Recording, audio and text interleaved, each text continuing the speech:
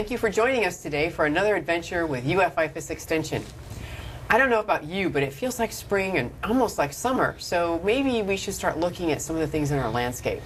Sometimes we have a green landscape. Maybe that green's not necessarily a monoculture of grass. It might be other weedy type guys. So maybe we need to look at how can we control some of them, should we want to. And then maybe you have brown patches. I know I've seen a few around the neighborhood. So are those brown patches something we should be concerned with? How can we manage those? What are some of the other things that we should be doing in our landscape this time of year? And what can we do with some of these questions that all of us seem to have? And today, I'm very lucky to have joining me two people from the University of Florida's Extension Office that know all about my St. Lucie yard. Hi, Ed, and hi, Kate. Hi, Anita. Hello, Anita. So you're here to tell us all the stuff, because you guys are experts, I understand, about my St. Lucie yard. So you have a yard, right? Both of you? Yep. Yes, I do, and it's in St. Lucie. And it's in St. Lucie? Yeah, so it Very works out good. really Very well. good. Okay, so, and you maintain it yourself, or do you have someone? I maintain it myself. Okay. How about you, Kate? I have someone, but I do some of the things myself too. Okay. Well, So that's a little sometimes bit is of the both. case. Yeah, we have people that maintain their own, and sometimes they do a little bit, like some little parts and pieces, kind of color additions here and there and stuff. Right. So, yeah. Definitely. Well, I know there's a lot of people that have thoughts about different things, and tell me a little bit about my St. Lucie yard. Well, I don't know if you are aware, but different municipalities up and down the Indian River Lagoon primarily decided to pass an ordinance that they believe would help with possible contamination from fertilizers that are being used in the landscape.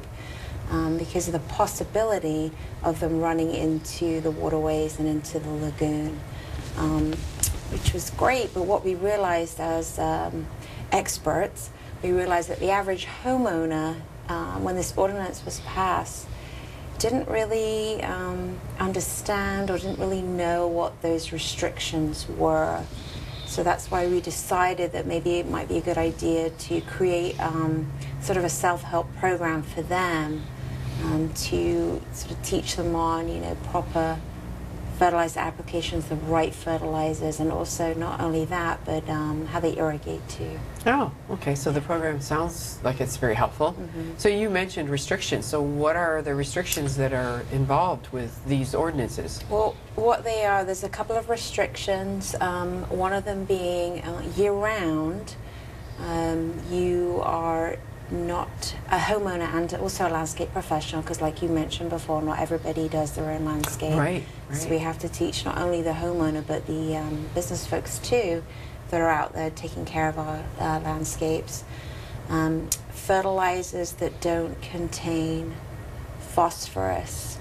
There is an exception though to that, is the only way to determine whether or not you can use that is to get your soil tested.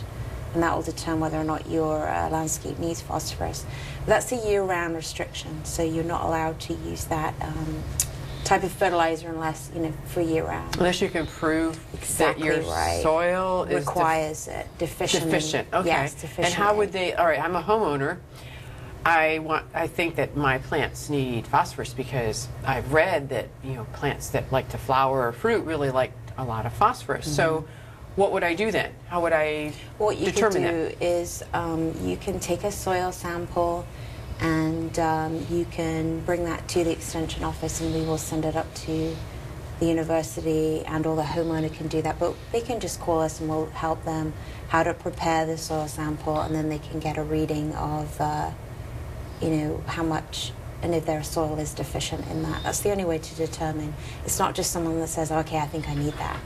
Okay, so they have to have an official, and probably the reason is that in case someone was checking up on them, is so... Yeah, there's not really, the landscape police aren't out there, but it's just teaching them to do the right thing, and that way they have a record of it. And you would like to know whether or not, just determine whether or not Sure. you're deficient Sure. in that. And phosphorus apparently is one of them that they are concerned for the lagoon's Exactly health, right. the water body's health. Absolutely. And there is another one too during the blackout period.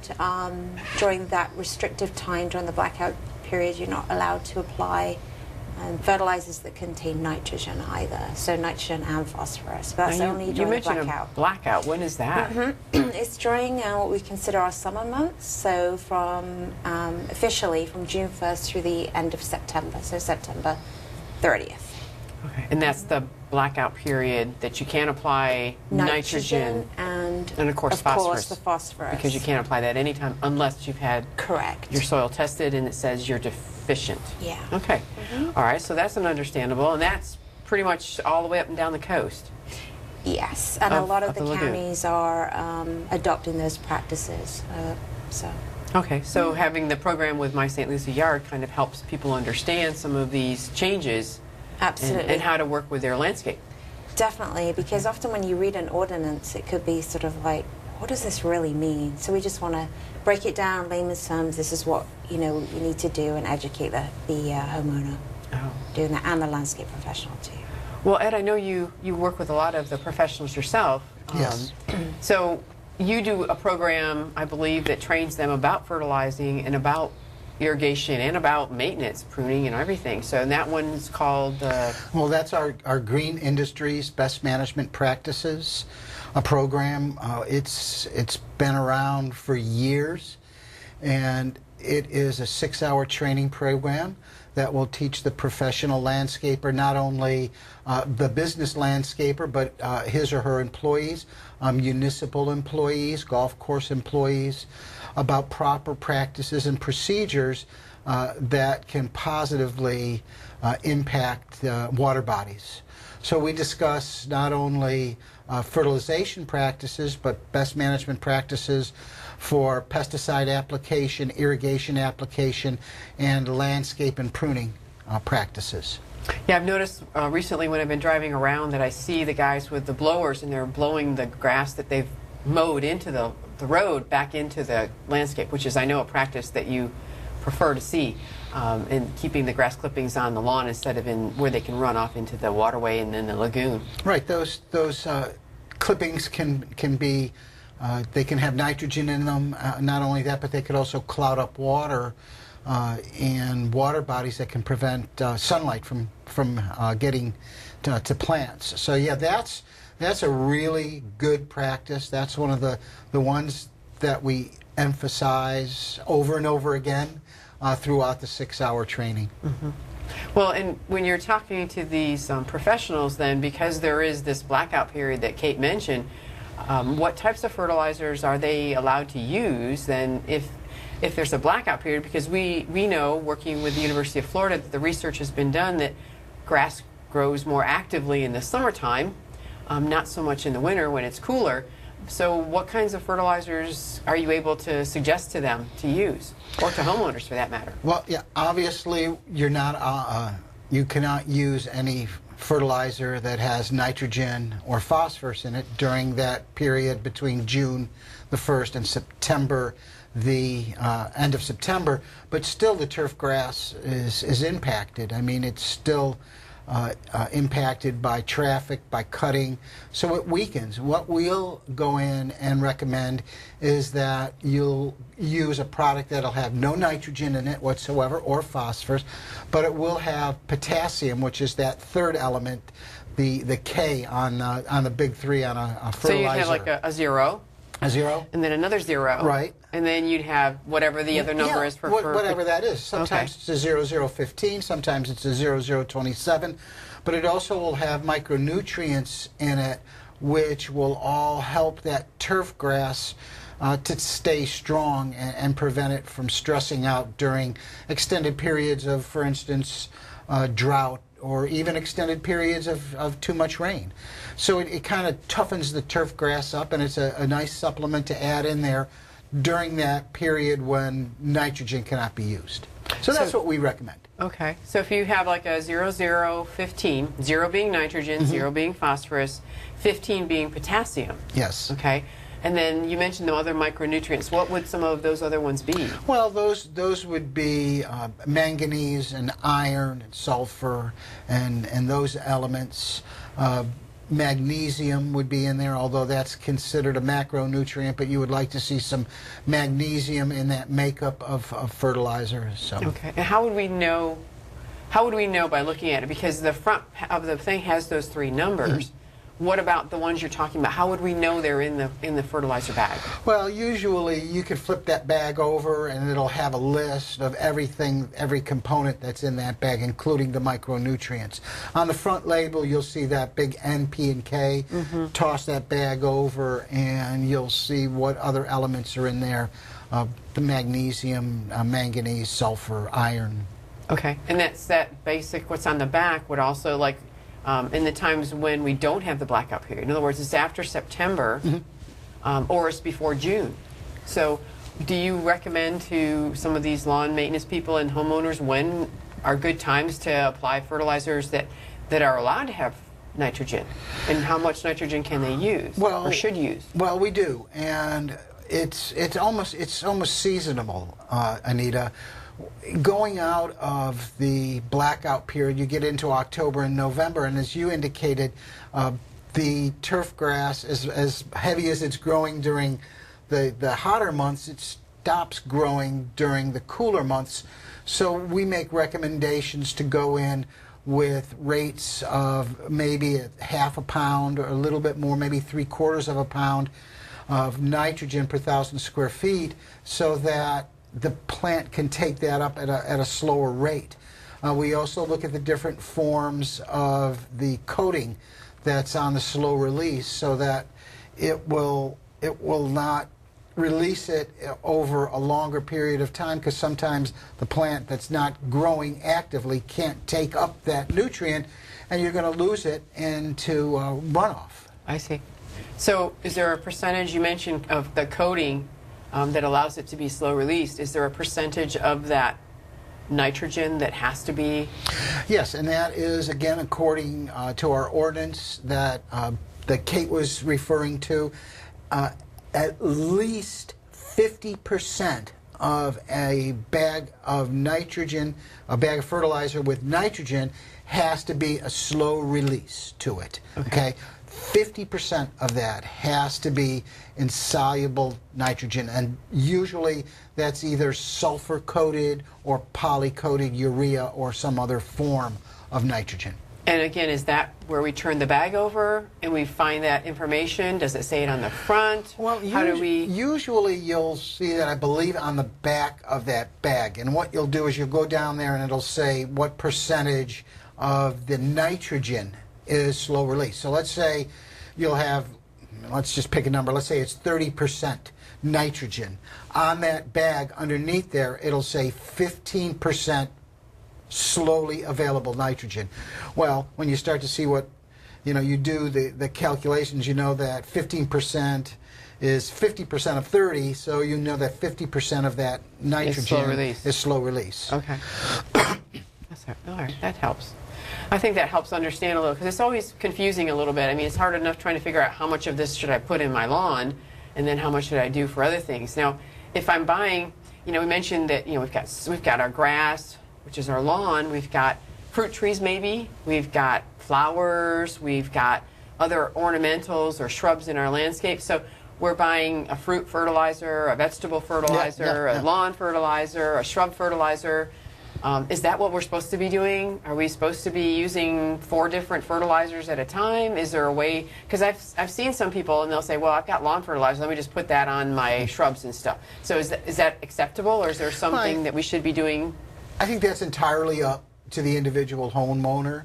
Myself, I would prefer to go out and put down one fertilizer, one product that would take care of my fruit trees and take care of my ornamentals and my turf grass. So, but if the homeowner wants to go ahead and do that, that's entirely up to her or him. Okay.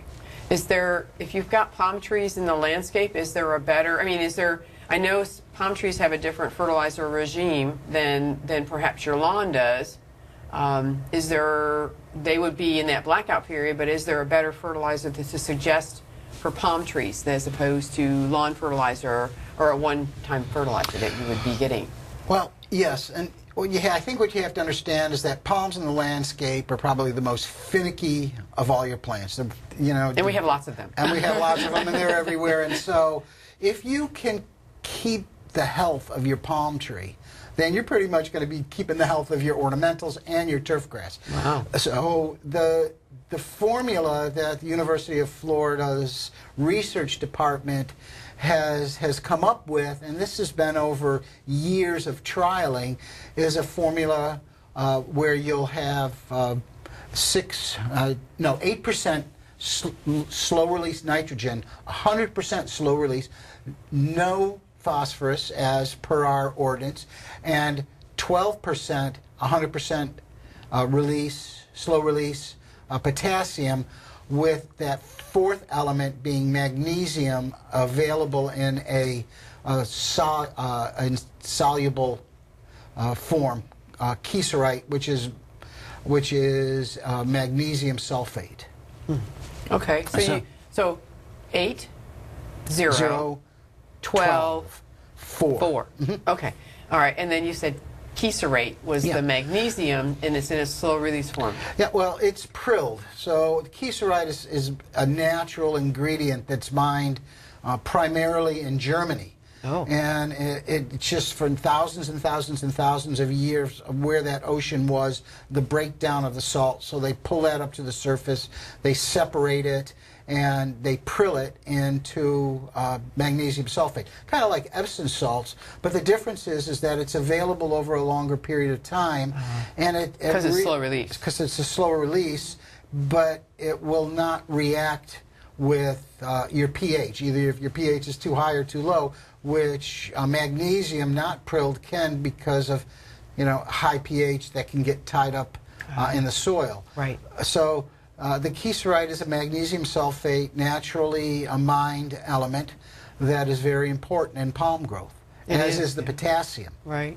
Yeah, because you see those deficiencies before usually you see anything else. Yes. And that's the higher pH that you're referring to that tends to show you that. I know in the magnesium you see it on the older growth, as well as the potassium you'd see on the older growth too. A lot of your canaries, I see the yellowing on the lower fronds.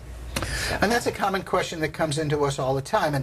And what happens is that excessive amounts of nitrogen in the landscape, let's say for turf, prevents that tree, the palm tree, from utilizing the potassium in that mix. And potassium is probably the single most important element for palm growth. So that's why that formulation where you see less nitrogen than you do potassium for palms is put in that way. Good, good. So you can, yeah. I mean, I use an 8-0-12, and when I do fertilize, I'll throw it, I'll put it down for my turf, for my ornamentals, for my palms. So that's your one time. That's my one time, yeah. Because you have some palms, so you use that palm fertilizer for all of them. And that way I don't have all kinds of fertilizer hanging around my garage. Right. Because it goes bad after a while. If it gets moisture in it. It becomes ineffective. Or, yeah, you're right. It could get wet, or the humidity. Yeah. We don't have that, do we? No. And the next thing you know, you're getting runoff from those bags of fertilizer. Yeah. And so you fertilize maybe twice a year, and you've used up 50-pound bag on a 8,000, 9,000 square foot yard. Wow. Well, Kate, you mentioned earlier that part of that My St. Lucie yard talks about irrigation, and tell us a little bit about what you go over with that component. Well, a lot of people don't realize that if you have an automatic irrigation system, I'm not talking about hooking a hose up and hand watering. You have an actual irrigation system that you use. By law, you really should have a rain shutoff device. So when it's raining, that right. irrigation shouldn't be going? Exactly, which you tend to, unfortunately, see a lot. You're driving down the road and you'll see, areas being irrigated and there's a storm out. So because possibly they don't have a rain shutoff device, or if they do, maybe it isn't maintained. But it's important to know how to install that, and you should really have it installed by the irrigation clock. And then what will happen is if the landscape has received enough, what's considered enough rainfall, it will automatically turn that system off, and then it won't be going when it doesn't need to be going. You shouldn't have the automatic shut-off, you know, under the roof of the house, under the eaves. Where it can't get the rain, where right? it can't get the rain. Yeah. It sort of defeats the purpose. So it should be in an area where it can receive the rainfall. And it's really important to maintain that too, because you realize there's a little like filter in there that could go bad. So like a little disc or something Yes. that notices the moisture. And yeah, probably after a while being out in the sun, it dries up or whatever. especially here in Florida. Yeah. So it's just like anything. So probably once a year you should check that out and maybe replace that as well.